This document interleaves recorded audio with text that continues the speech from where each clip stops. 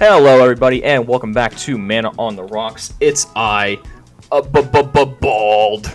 Joining me this week, as always, is my wonderful co-host Atlas. Hello, everybody. This week, it's a 5 or a 10. You know what that means? We got a local brew. Joining us this week, we got the man, we got the myth, we got the legend, Max. Hello, everybody.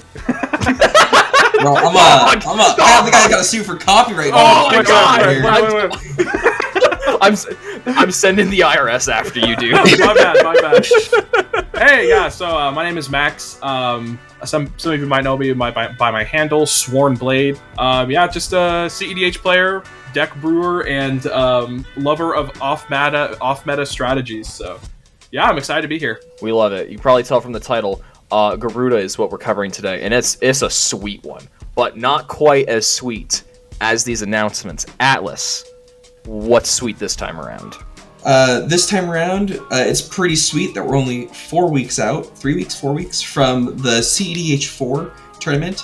It's going to be up in Issaquah, Washington at Laughing Dragon. So I'll be up there, Joe will be up there, we'll be playing some games, doing our best to try and climb to the top of that event again. Super well run, 100% proxy friendly. I highly recommend you register if you have not. Slots are starting to fill up, and it caps at 64 players. So go ahead and get signed up for that. And then, of course, the next weekend on February 17th is our local shop, Gabby's Olympic Cards and Comics, is holding their quarterly Commander tournament at Comp REL, the OCCS, and that will be a 10-card proxy limit. And that registration is opening, I think, this week. So go ahead and get signed up, and we will definitely see you there to duke it out for that title. And I think Max is even planning to be there. Oh yeah, is that right? Oh yeah.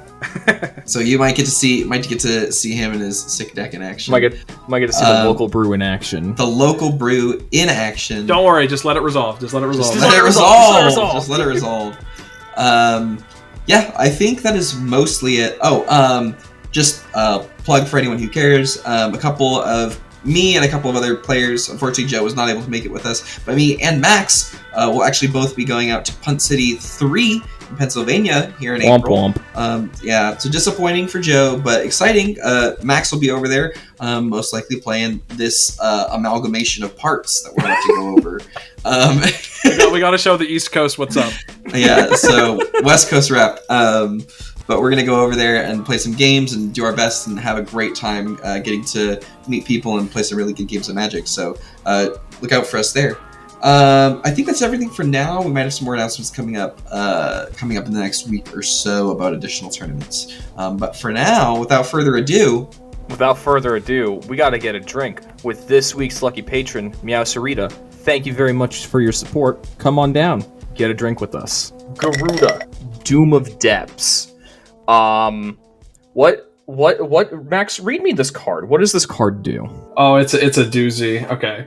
So Gyruda, Doom of Depths is 4 and 2 Dimir split pips for a total of 6 CMC for a legendary Demon Kraken.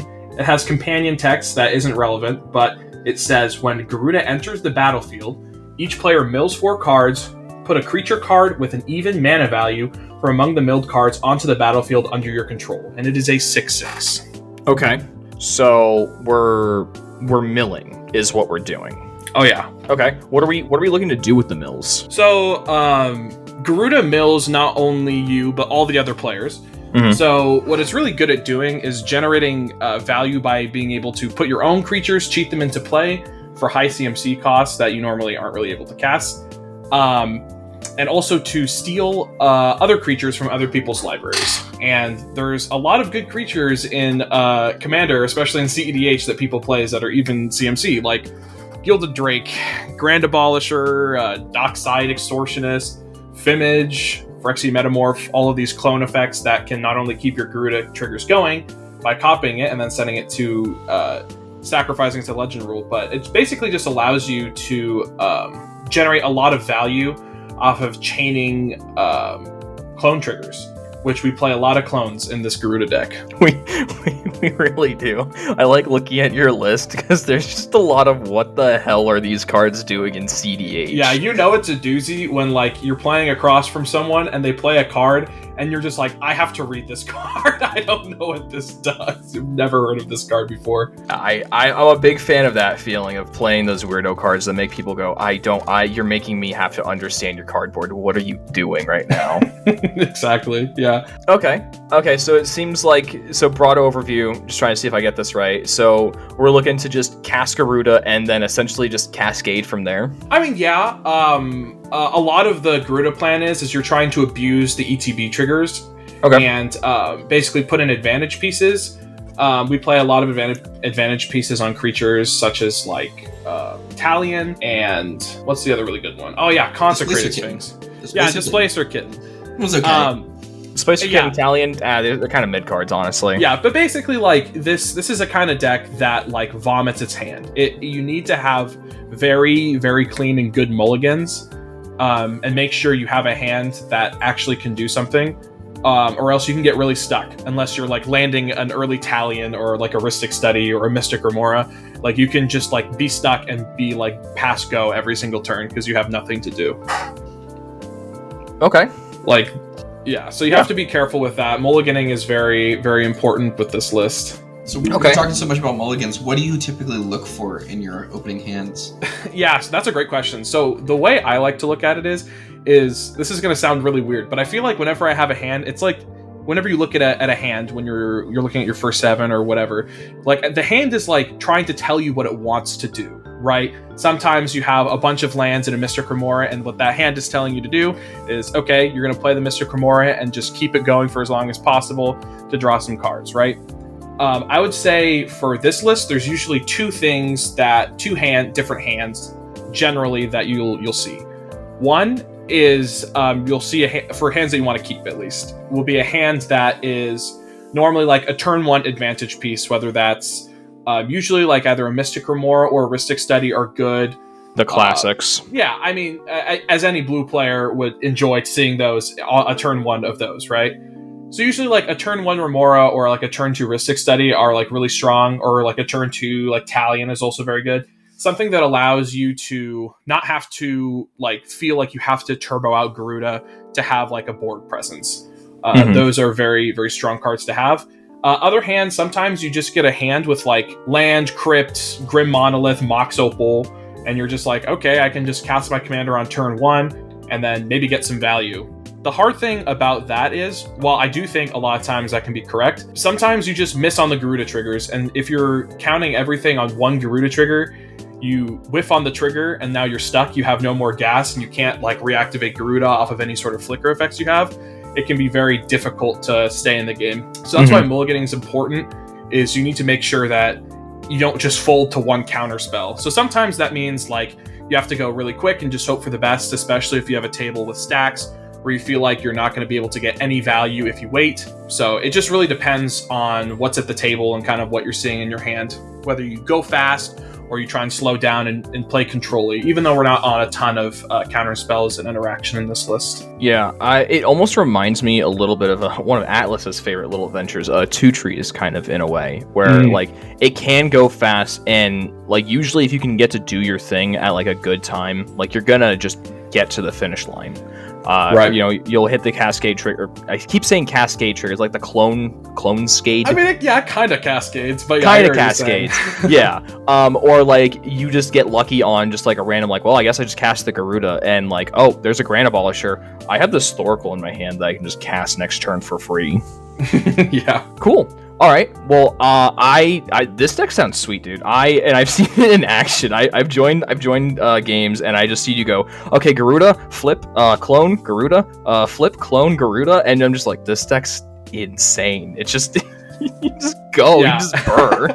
It's like a great example of like you have the highest of highs and the lowest of lows. Sometimes you just flip a Gyruda, you like hit a Tidespout Tyrant and just win the game, and then sometimes you get like one flip, you whiff, and then you're sitting there for 20 minutes while the Breach player is winning off of the cards you milled them.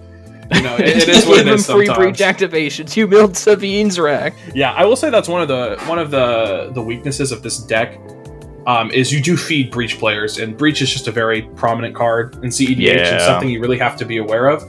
So a lot of times when I'm playing, I really try and avoid, if there's Breach players at the table, especially if they're like in an advantageous position. I try and avoid doing too many activations. I just try and do like 1 activation or 2 activation off of clones to just like jam an advantage piece, whatever that is, or to hit or to like put in a clone and copy a dockside or get some value for myself so I can actually like, you know, continue to forward my game plan. It just really depends on the board state, which is kind of just the story of this entire deck. For sure.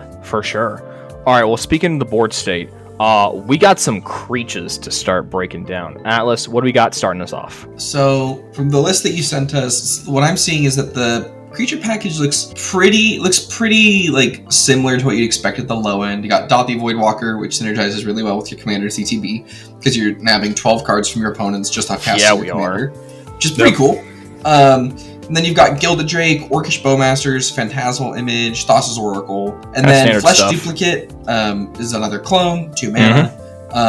The most interesting thing that I've seen about this deck that I'll note before we go too much further, and it makes sense once you read the commander, but every single creature in the list is an even converted mana cost, so that no matter what you hit, you're able to potentially put it into play with the Gyruda trigger. Yeah. So that's a very unique deck building restriction. Like, it's not something that that people really think about, like, unless they're doing something with Companion, just putting deck building restrictions on themselves like that. But here you are playing just even costed creatures. Yeah, and when you think about that, like, you think, oh, okay, you know, you're just missing a couple, but I will say that there are a couple of, like, notable exclusions for creatures, like one of them being Opposition Agent, which might be crazy to some people, especially in, like, a 2-color Dimir deck. Like, why would you not play Opposition Agent?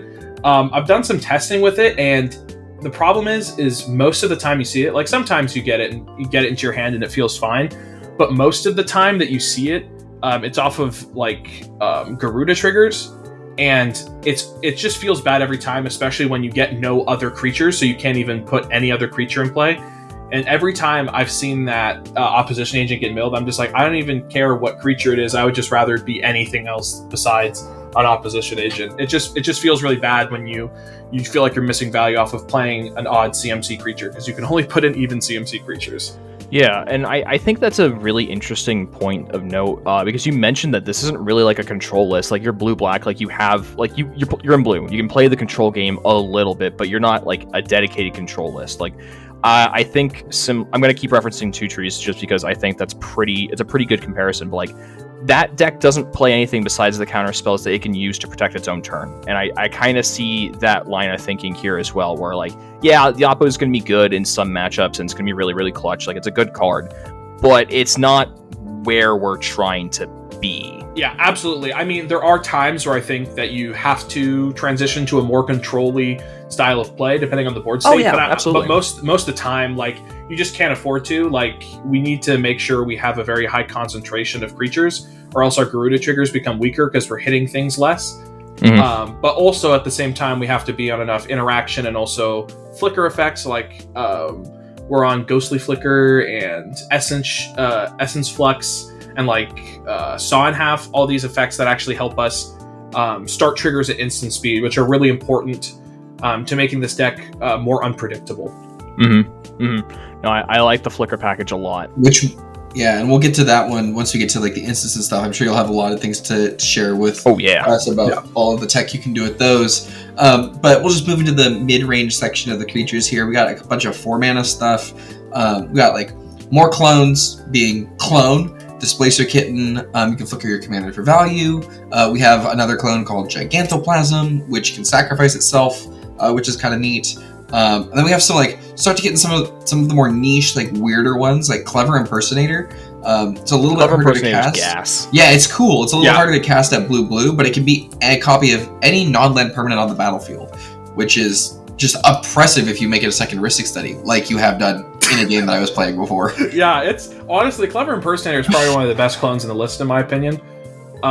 Just because, like, yeah, it just becomes a One Ring, or it becomes a Ristic Study, or becomes a stacks piece on the board that's not a creature, you know? Like, it can become a Grafdigger's Cage if you really need to, or it can become, like, a Reston piece if you need to. It's just really nice, because it's just so much more flexible than all the other clones, which only come in as any creature in the battlefield, and some are even more restricted and can only come in as copies of creatures on your board.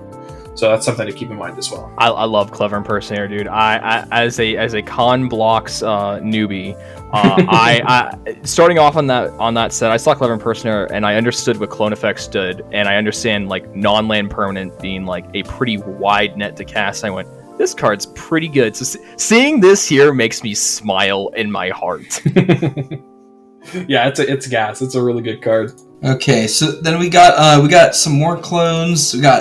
I'm just gonna list these names because we just do not have the time to go over all of the weird ass effects that these things have stapled to them. We got a card called Mirror Hall Mimic that can disturb itself into an enchantment. We have Phyrexia Metamorph, which is pretty standard. And then there's Roaming Throne, so you can double up on triggers from Gyruda. Roaming Throne is gas. That's a very cool card. You can also you can also do things with you have a bunch of other ETBs, so depending on what happens, you can name other creature types. Like for Ruthless Technomancer, you can name like human, or for Broodlord, if you need double ETBs for whatever reason, you can name dragon. So it's very versatile in that way too. You don't have to feel stuck, and you can also flicker it to change that if you need to. Yeah, change the type. Using the Displacer Kitten or one of your various and sundry flicker effects from the instance section. Yep. But speaking of Ruthless Technomancer, this is your favorite card in the deck. I think it's really interesting because with this list, I've seen a lot of really old lists of this made.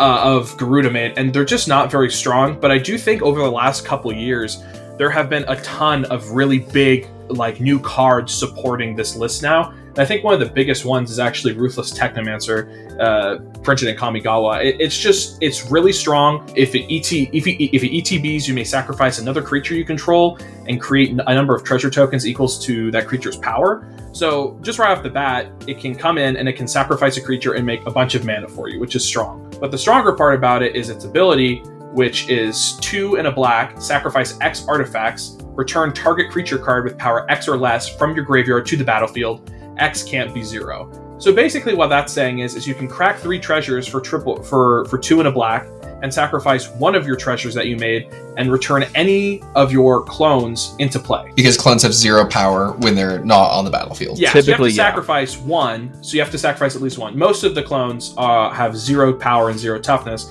so typically you just have to crack 4 treasures in total to bring it back into play, which is really strong, and it allows you to respond at instant speed by making a bunch of treasures on its ETB, and then have a bunch of activations as well. It's a very powerful effect. Yeah, when I first went over your list, I saw the Ruthless Technomancer. I'm like, is this card actually good? And then you both were like, yeah, this card's insane. I reread it and I'm like, oh, it's power X or less. And then I went over every clone. I'm like, oh, yep, all of these say 0. This card's insane.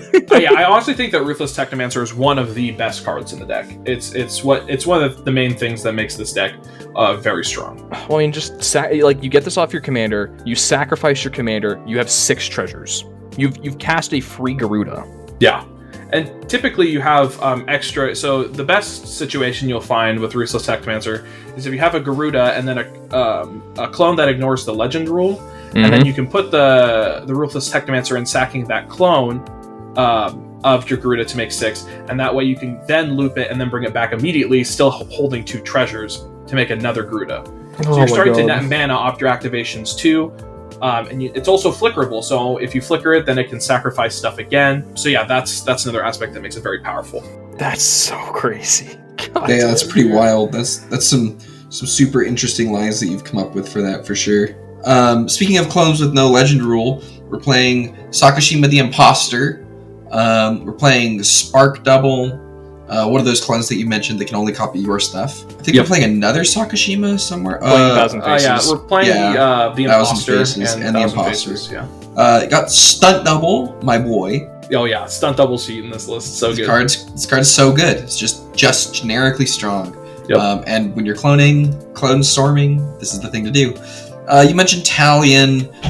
We got a bunch more weird clones in here. We got this one called Auton Soldier. We got another weird one from Warhammer called Calidus Assassin. Yeah. And then, of course, the last couple slots at your top end are just Consecrated Sphinx, you mentioned, another advantage piece. Yep. Hoarding Broodlord and Tidespout Tyrant, which are more win-the-game creatures that you can flip off activate the trigger at 8. And then Deadeye Navigator, which is just a sort of a second flicker effect that you could do with Gyruda, which is kind of neat. And it's also pretty cool because you're playing so many clones, you aren't in red, but if anyone else leaves a dockside just sitting on the battlefield and you happen to flip into this or cast this Deadeye Navigator, you just make infinite mana and infinite flickers. There's a Deadeye Navigator is an interesting card in this list because it does a couple of things. Like, you're right, if there's a dockside in play, or if I flip off a dockside, it is just an infinite mana outlet if I have a clone in play, which is ridiculously strong. It also has other combos, specifically with Ruthless Technomancer, which is what I really like. So it does. It does. This is such an interesting combo, is that if you have Gyruda in play, and if you have a legendary clone in play, like, for example, Spark Devil is an example, or Auton Soldier, that ignores the legend rule, you can bring it into play. You can bring it into play off of a Ruthless Technomancer activation, and you can get a Gyruda trigger. If you have a Deadeye Navigator in play, soul bonded to your Ruthless Technomancer, you can get that activation, put in whatever. It doesn't really matter if you whiff. But then you can spend 2 of the treasures you made off of getting 6 treasures from your clone. Spend 2 of them to flicker your Ruthless Technomancer to sacrifice the clone you have in play, and then spend 4 to bring it back. So you're not netting any treasures, but you have as many you get the ETB, and that's what matters. You get as many Gyruda activations as you want. And another interesting aspect is that if you do it with Spark Double, because Spark Double comes in with an extra +1/+1 counter, you actually net a treasure every single time. So you're actually able to generate infinite mana. That's wild. that way. That's so sick. I love it. That's so cool. There's a couple things like that as well. One thing to mention as well as Auton Soldier is that it has it's a clone that ignores the legend rule, but it has text on it called Myriad. And if you don't know what Myriad is it's whenever it attacks, for each opponent other than the defending player, you may put a token that's a copy of this creature onto the battlefield tapped and attacking that player or a planeswalker they control. Exile the tokens at end of combat. The one thing is that if it comes in as a copy of Gyruda and you swing at somebody, then you're going to make 2 attacking copies of Gyruda with Myriad. So you're going to have 2 extra ETB triggers coming on the stack from the 2 Gyrudas that you made. And when your clones come in play, they can also come in play as a copy of Auton Soldier. So very often what can happen is that you might Clone Storm into an Auton Soldier, then into 2 more, then into 2 more clones. They'll come in as Auton Soldiers. On your turn, you'll go to attacks. You'll attack with those 3, and then you'll have 6 Gyruda triggers on the stack. And let me tell you, 6 Gyruda triggers is enough to win the game. I'm so glad that you talked about Auton Soldier, because I was going to make us talk about that, because this card reads like insane in this list. This card reads everything in this list. Yeah, it's one of the most expensive clones, but it is also just one of the strongest it's the clone that you want to hit every single time if you're hoping for a clone.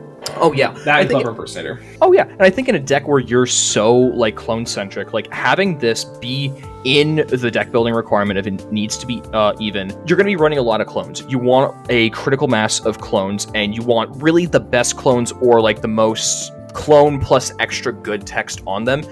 This is a clone with really good text on it. Yeah, it is. I don't want to get too stuck on the clones so we can move to other things, but I do want to quickly mention Tidespout Tyrant and Broodlord. Tidespout Tyrant even, baby. They're even. They are even. Tidespout Tyrant is a very simple win con with this deck. It's just you have a bunch of rocks, you'll make infinite mana, and then you can start looping in Gyruda to put all your creatures into play. Put everyone else's creature, well, not all your creatures, but you get to put a bunch of creatures into play. You'll always get like clones and stuff like that, and things from other people. And then eventually you'll get to the point where you have all the remaining clones and pieces that you need from your list. And then you can start, if you have Ruthless Technomancer in play, you'll have infinite mana, so you can start just reanimating all your clones, mill everyone out, and then most of the time put a Thoracle into play, and just win the game. Cringe. Another interesting thing about this list is it's very common to just put Thoracle into play to scry and see what's on top. And also because you're playing so many clones, it's very common that you'll just put Thoracle into play and then just wait until you can just keep it in play because nobody cares about it. And then eventually you're just going to put a clone in play, and then you can just copy the Thassa's Oracle and go for a win that way as well. It's very unsuspecting, and people don't really think about it too much. Love it. Yeah, and then for Broodlord, it's on some pretty like long and convoluted lines. There's really no true Broodlord lines in this list, but kind of the interesting thing about this list is that the win you go for just depends on so many factors in the games. What's on your opponent's boards, what's in your graveyard for bringing into play. A lot of times it's just searching for Saw, cast Saw, find on your Broodlord, get Sacrifice and Ruthless Technomancer, put Ruthless Technomancer into play, and then start putting clones into play or other things. Typically, once you have Ruthless Technomancer in play, you're in a very strong state that you can most likely win the game from, especially if you have extra mana. But there's a lot more to Broodlord, but yeah, it just comes from all your flicker effects, and it's just very versatile and a very strong game-winning piece.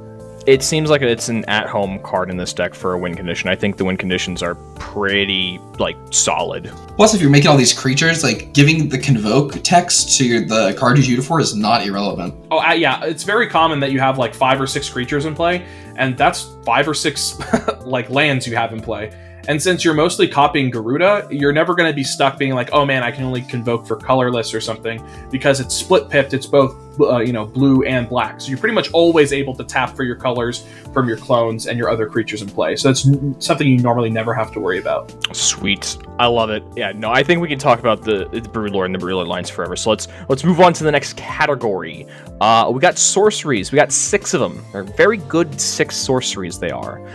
We have Imp Seal, we have Reanimate, we have Detutor, Meme Betrayal, Praetor's Grasp, Toxic Deluge. Imp Seal seems like it's at a premium because we're milling. We can set up a mill and then cast Gyruda and get our guaranteed flip. Yep. Yeah, being able to put something on top like Vampiric Tutor is even better because you can do it at instant speed and set it up that way. You can do those with Broodlord lines as well, which is cool. But most of these things I think are pretty normal, especially Detutor, Imp Seal, Reanimate, and Toxic. Those all just seem very at home. Some people might think with Mnemonic Betrayal and Praetor's Grasp, those are more cuttable cards, which I do agree with. But one of the things with Mnemonic Betrayal is you're milling your opponents constantly.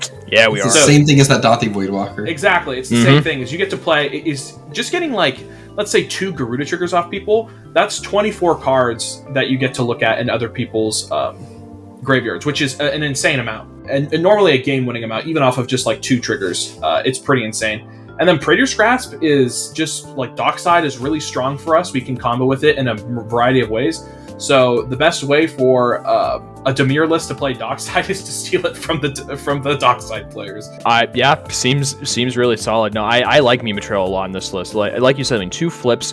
Everyone runs good cards. That is the thing. I think that's part of the reason why we see so many clone effects run around these days. Is everyone's just on a million good cards. Oh yeah. And when you go, do I play this weirdo card that's sometimes kind of good, or do I just play a clone effect and copy the best thing on the board? It's I'm gonna play the clone effect is gonna be better in that vacuum. Yeah, totally. Meme Betrayal fits the same bill. Yeah, and I think that's a lot of lists that a lot of lists have been playing Phyrexian Metamorph, for example, just because it's a really good clone. It's a 4-mana clone that you can cast for 3.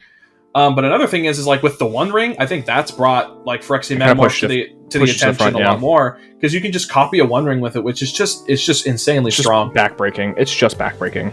Yeah. Cool. Yeah. All right, Atlas. Let's jump into those instants.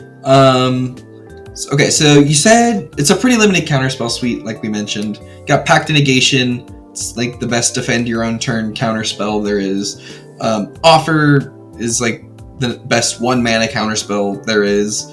I'm seeing Flusterstorm, Misstep, Swan Song, and it looks like Mana Drain. Kind of makes sense. You have an expensive commander, 4 generic pips. And then Force of Will. You're also running Mindbreak Trap, which I find is a little interesting, just because of if you're playing a little bit more aggressive strategy, Mindbreak Trap seems less good. But it's also just a great counterspell too. So I like seeing it there. It just surprises me a little bit. Yeah, well, there's an interesting story behind that. That's actually a very recent add, and it does bear testing. It's a card that I very recently added. And I actually cut Fierce Guardianship for it, which I know seems crazy for a very commander-centric play style. But what I've found is there's normally 2 times in this list where you need counterspells. One time is when you're casting your commander, and having Fierce Guardianship in your hand to protect your commander when it's not in play it just doesn't do anything for you. And then the other time that we like it is when other people are going for a win or trying to stop us. And both of those times, we're very vulnerable to things like Flusterstorm, which Mindbreak Trap gets around. And we're also very vulnerable to basically any form of lots of interaction, which normally happens because we're casting a ton of spells. So it's very common we're forcing a lot of spells out of people. and Mind Break Track's good for that. And it's also just better at stopping other people's turbo wins, which I think that is the one thing to realize with this list. Like, this list can go fast, but it's not going faster than Rogsai. It's not going faster than most other Grixis good pile lists. And so you need to just be very careful with that. And so that's one of the main reasons I'm trying out this card, because I think it has a lot of potential to help slow down those strategies and also protect wins later in the game. Yeah, I mean, even like just a decent value Mind Break Trap is so good. So often I personally get got by Mind Break Trap when I go like, I don't know, like tutor, dork, plus like whatever else. And then I'm like, I hope I don't get Mind Break Trapped on this whatever else. And then I get Mind Break Trapped on this whatever else. I'm like, yep, that was my game plan. Right there, just out the window. Oh yeah, I've definitely set on Mind Break Trap on like turn one land, Chrome Mox, like Mana Crypt or a Vault or something like that. And then they send a draw engine on like turn 2 from seat 1. You're like, Mind Break Trap? Just takes people out of the game. Shut them out. Yeah, for sure. And I do think like a very underrated part of the card is it's not counter target spell, it's exile any number of target spells. Yeah, it is. And I think especially like a couple of times, Atlas, when I've been playing this list against you, Mind Break Trapping my commander is Mind Break Trapping Gyruda feels so bad because we're playing so many reanimate effects. Most of the time, I'd say probably like 75% of the time, like I'm just sending him to the graveyard because I have. You just need him out of the command zone. Yeah, because like especially if you're turboing out Gyruda, 8 mana to cast Gyruda when you have like, you know, like 2 lands, a talisman, and like a Jewel Lotus, it's like unattainable to recast Gyruda. You have to cheat it into play off of a reanimate effect, so that's something else to keep in mind. Yep. My days of playing Reanimator decks and Chainer, getting got by delay on my Dockside, because I'm like, oh, if my Dockside gets countered, I don't care, I'm just gonna get it again. And it's just like, nope, we're exiling that shit. It's like, oh man, yeah, feels so bad. Okay, so aside from counter spells, you do have a couple of other some other unique instance going on here. There's some more standard ones like Entomb. We said that Dark Ritual, Ramp, Consult. You have Sacrifice for your Broodlord stuff, Born Upon a Wind, more rituals with Cabal Ritual, removal spells, Cyclonic Rift. You have a Limdol's Vault, Satoptic Tutor set up again.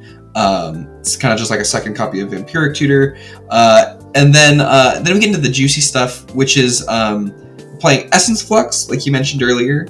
And we're also playing Ghostly Flicker and Saw in Half. And aside from Broodlord stuff, Saw in Half can do some pretty interesting things in this list. So what's with what do these flicker effects do? Because I know you said you had some stuff you wanted to mention about them. I mean, the main thing that's really good about these flicker effects is at the end of the day, they're instants, right? So that means we can respond at instant speed. You're trying to remove Gyruda, I'll respond by Essence Fluxing my Gyruda to protect it. And it not only protects it, but it also puts an ETB trigger on the stack, which is very scary.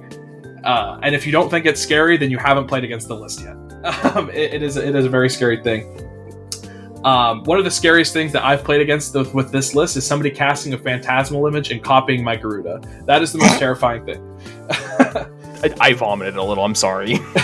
Yeah, but the flicker effects are really strong because I think I've seen several other lists that have been made around Gyruda. Most of them aren't really competitive, and there's kind of like 2 types of lists that I've seen. One of them is like the Clone Storm Gyruda, where you're on every single even cost clone that there is that you can play. And the whole point is it is just a mill deck. I'm going to keep hitting clones and milling until I can't mill anymore.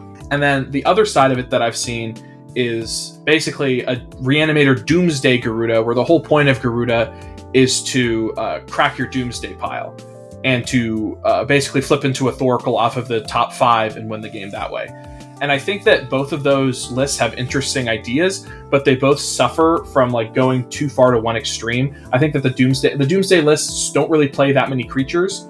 They play like 10 creatures, which is just way too low. You're not taking advantage of how oppressive Gyruda activations and ETBs can be. And I think that when you're going on that Clone Storm aspect, you're giving up all of the very strong instants that you can be playing to make these interactions. So like with this list, that's one of the main things I've focused on, is taking those 2 aspects and trying to like combine them and make it so it's actually more interactable and a little less predictable. Yeah. Because people don't expect you to go for instant speed wins with this list. I think most people, when you sit down at the table with this list, you're going to think, I've never heard of this commander, it just seems really weird, doesn't really do anything. But I think that's one of its greatest strengths at this point, is that it's not really known to be a competitive deck, and that's why I think it's very strong right now. Kind of has that Tyam effect where before people knew how to play against it and knew what it did, it was taking Cedh by storm. Yeah. Well, and the thing with like kind of dragging it towards the middle of like not quite combo, not quite like turbo, is you get to keep a lot more flexible hands. Like you can keep like a turbo Gyruda hand and be fine with like whiffing on an activation, but it's okay. You still have an Essence Flux, you still have a Ghostly Flicker, a Saw in Half. Like you can still do things with those cards and your like limited amount of remaining mana because you've kept the fast mana hand, you've kept the Jeweled Lotus Petal, like you've kept all rituals essentially to turbo Gyruda out, and you have just enough mana to try and keep going or try and keep interacting from there. And I think that's really, really important. Yeah, and so I think that's the main reason that the flicker effects are super good. There's also combos like, or I've seen people go for like dual caster mage wins, and you can respond to those by like flashing in like a stunt double, and then like ghostly flickering your stunt double after it becomes a classic. Yeah, and you can win the game that way if you have a Gyruda out, just infinite triggers off of the infinite dual caster mages you're making. So you can do really interesting stuff. I think my favorite part of this list is that it's super flexible with your clones, and you're able to go for these really unique wins because you have so much flexibility with what you can do with all of the clones that you play and the very dynamic play style of it. Heck yeah. Let's see, I think that just about covers all the instants, right, Atlas? Yeah, I don't think there was anything left on the instants. I think the only things left are artifacts and enchantments, of which your artifact package, there's really nothing to say. You're playing the best ramp you can, and that's pretty much what you got. You've got the One Ring in there and Wishclaw Talisman. The rest of it, casts Gyruda. Yep. Dimir Signet's like the only like wacky quote unquote mana rock, but like we're in blue-black. We're taking all the ramp options we can. Yeah, 100%. It just sets up for quick Gyruda. It's also having a very high artifact count is important just for Ruthless Technomancer, because you can use that to help kickstart combos. True, yeah. Using it, a couple of times I've gotten wins by sacrificing like the 4 early rocks I made to Ruthless Technomancer to put in like a Tidespout Tyrant. It really helps to belay the cost of it. It's very, very good. Yep, and density with Tidespout Tyrant, so we need the artifacts. Like, we need those positive rocks for sure. About as standard and like expected as like you really need to be. Yeah. Enchantments, also like more or less kind of standard. We're on 5 of them, but they're all very good. Mystic Remora, Animate Dead, Black Market Connections, Necromancy, Rhystic Study. Fish and Study, you're in blue. You put these 2 cards in immediately once you select that color. Yeah. Animate Dead, Necromancy, we're milling people. These say reanimate from any graveyard. Seems pretty good. Black Market Connections, though. Yeah, this card is a pretty recent addition as well. It's still in its like testing phase, and I'm not sure if it's gonna stick with like the actual final list that I'm gonna be taking to tournament. But it is, the way I look at it is one of the things I feel like the deck has been lacking lately is just like a turn 1 or turn 2 advantage piece you can put into play to just accelerate your game plan. And Black Market Connection says each turn make a treasure and draw a card for 3 life, and that's pretty darn good. Sometimes you don't need more than that sometimes. And we're not on, like Bolas' Citadel or Nas or Pier or anything like that. We're really not using our life as a resource, so having this seems like a really good way of actually using the fact that we're in black and we can use our life as a resource. Seems like a pretty decent way to use that. No, I agree. I've been a personal proponent for, if you're not doing any of the life juicing, Black Market Connections is like you can cast off a Rhystic Study and it will just carry you. Yeah. Or not cast off a Rhystic Study, cast off a Mana Crypt. And just like Rhystic Study. Yeah, just like Rhystic Study. That's the way I've looked at it. It's a second copy of Rhystic Study that's like slightly worse. Significantly worse, but yeah, no, you're right. It is a lot worse. But the way I look at it is, and the reason I think it's actually pretty close to Rhystic for this list, is that it makes treasures, it makes mana forests, which is really important for our early game plan for getting Gyruda into play. So it accelerates us every turn. It's basically a land drop every turn to get towards our Gyruda. No, I really agree with that, because I think like if you think about it, like Joe said, if you're doing turn 1 land mana crypt, Black Market Connections, that's 3 mana on turn 1. On turn 2, you make a treasure, which puts you to 4. And then if you hit another free rock or a land or something like that, you can easily cast Gyruda on 2. Yeah, it sets you up pretty well. And also just like the main thing is too is it draws cards like Rhystic Study. It'll draw you cards and it helps refuel your hand, which is something that this deck sorely needs. Absolutely. And then your lands, of course, once again, super standard black-blue lands package. The only thing that's little different is that even though you're not playing turbo like ad nauseam, you're on a pretty low land count at 26. And then you're on Cavern of Souls because you care about making that Gyruda or Name a clone or it. something like that. Yeah. Shapeshifter is a good thing to name in this list. That's all I'm saying. Yeah, like you have a very tribal list for what it is. So like Cavern of Souls is good and not something you'd see in every single blue-black list. And then you're also on City of Traders, which once again, not something that you see in every Dimir deck, but seems pretty good in this one when you're trying to accelerate your commander as fast as possible. Yeah, it's just that like if you're on turn 2 or turn 3, you can just like put down the City of Traders to get you that extra mana that you need to hit Gyruda. It can very often bring you like a turn sooner Gyruda, which is very strong, even if you have to sack it probably on your next turn. But you still get a ton of value out of it. It's totally worth playing. So for our utility lands, we're kind of on some pretty basic stuff. We're on Emergent Zone. Honestly, I think ever since everyone started playing with Born Upon the Wind, everyone's just like jamming E-Zone, and I kind of agree with it. I mean, like, you have the slot, right? It's just Born Upon a Wind, but as a land. Yeah, it's just free. It's just free, yeah. Yeah, and then Command Beacon gets around Dranth Magistrate, which I think going through this list is the biggest thing that this deck loses to, apart from Counterspell and Gyruda, is just Dranth Magistrate locking us out of our game plan. And also, if Gyruda does get Mindbreak trapped, we can just put it into our hand. Yeah, but don't worry, that has never happened to me. Never. I would never once. Never ever Mindbreak trap a turn 2 Gyruda. No, a turn 1 Gyruda, you mean? Turn 1 Gyruda, even. Yeah. But yeah, we try and get around Dranth, and like you said, like Dranth is a pretty big, issue that we have to get around. A couple other like cards that we have to keep an eye out for is Grafdigger's Cage, which I will say I haven't seen a lot of people playing recently. I haven't really seen it in a lot of games. It seems to be dropping down a bit, yeah. Yeah.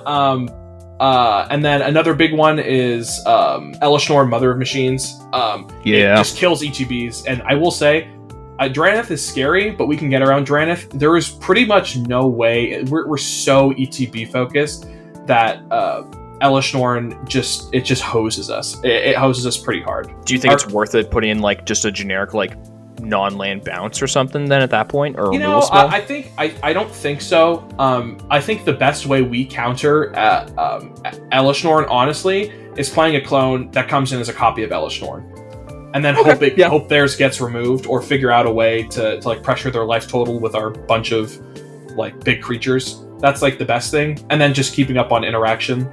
But typically with stack pieces, especially stack pieces like Elishnorn, is that as soon as Elishnorn's gone, somebody's going to try and dockside and win the game too. So that's really scary. Yeah, that's usually how it goes. But at the very least, what this does is it helps protect us, and also like let's say their Elishnorn gets removed and ours stays. Double ETBs are pretty good in this list. Who would know that Roaming Throne is strong? Yeah, seriously.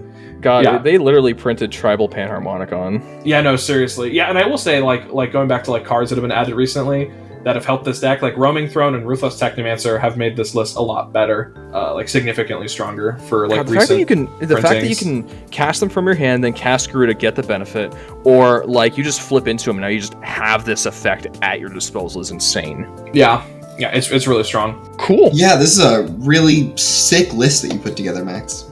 Yeah, it's kind of interesting because me as a deck builder, I'm a big fan of like off meta commanders and very unique play styles and gameplay patterns, and this has that in spades. And I just think it's fun because I think there's a lot of 4-color and 5-color lists and Tivit lists out there that are all playing just the best cards that they can be playing. And so this is like really fun to me because it allows you to like play their lists with all your clones and stuff like that, which has just been a real blast to build and also play. So yeah, I've been very satisfied with this so far. It's been a lot of fun. Heck yeah. No, this list is everything. It's so cool. I love the game plan. I love that it can It has pivots for instant speed lines. It gets to play a lot of clone effects, which clone effects are just obnoxious and really, really gross right now and good. You get to play a bunch of those. You get to play a bunch of weirdo cards. You get to play Auton Soldier. You get to play with Myriad. Cards gas. It's so Cards good. gas. And you have like a crazy top end, and you're like pretty resilient, all things considered. And like your mulligans are pretty clean. It's a lot of good stuff. I like it. I like it a lot. Yeah, it's a lot of fun. The way I look at this deck is the game plan is super simple until it's not. Until you have to start making a lot of decisions in a small amount of time. Oh my god. It's like, dude, I just have to cast my commander or jam this Ristic Study, and then you get to the point where you're like, okay, I have like barely have a board state, and I have a bunch of mana and like 5 clones. What the heck am I supposed to do here? It's just the pivot points for deciding where you have to interact and also go for wins and figuring out lines, especially with like the complicated aspects of like Broodlord and stuff. It's just really fun. It's fun how it's different every time the way you get there. So yeah, I can definitely appreciate that. I can really appreciate having like a different experience every game, and it just seems like it brings that to the table just because you're milling everybody. Like sometimes you do just mill someone wrong. You're like, oh, that's Savine's Wreck and Breach in the graveyard. Whoops. And sometimes, a couple times, like you just have crazy things that happen. Like I was like, okay, I guess I'll just go for like a Gyruda flicker here, and then I flip a Grand Abolisher off of another player, and then just have an uncontested win because of it. Like sometimes you just go for value hits and you get absolutely nothing and it sucks, and then sometimes you just get absolute crazy hits and win the game off of them. So we love gambling so much. Roll that die. This deck is gambling. I will say you can sometimes just like you can play perfectly and just miss every trigger and then hate yourself, and sometimes you can play the worst game of your life and then just flip into the win. It's just literally couldn't lose. Yeah, you just couldn't lose. And so I will say that's the one. I would say the one thing about this deck that's frustrating is like being like I played that correctly and I was punished for it, and then playing it incorrectly and then being rewarded for it. It's funny. It's a pretty funny list in that way. Sweet. All right. Well, was there anything like major that you feel like we missed going through the list, kind of card by card, or something that you feel like we should expand on a little bit more? I mean, not really. I mean, you just use clones and you do other people's win cons and win the game. It's pretty cool. It's just that simple. It's just that simple. You just Kennen Basalt Monolith with a Auton Soldier and a Phyrexian Metamorph. It just is what it is. All right. Well, sweet dude. I loved having you on. Please, if you have things that you feel like you want to like plug or shout out, the floor is yours.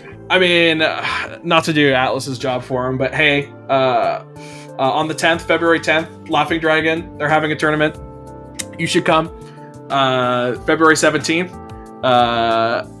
Gabby's Olympic Cards and Comics is having their Olympic Challenger Series tournament, one of their quarterlies. You should come out to that. I'll be at that tournament, and maybe I'll see you, and I'll sit across from you with Gyruda, and we'll fight out to our heart's content. The man's a legend through and through. What more can I say? All right. Well, guys, I appreciate having you on. Max, thank you for sharing your sick deck with us, dude. Let's go. Yeah. Thanks for having me. It's been a blast. Absolutely. Atlas, pleasure as always, my friend. Indeed. All right. Thank you, everybody, for listening. We'll catch you next time.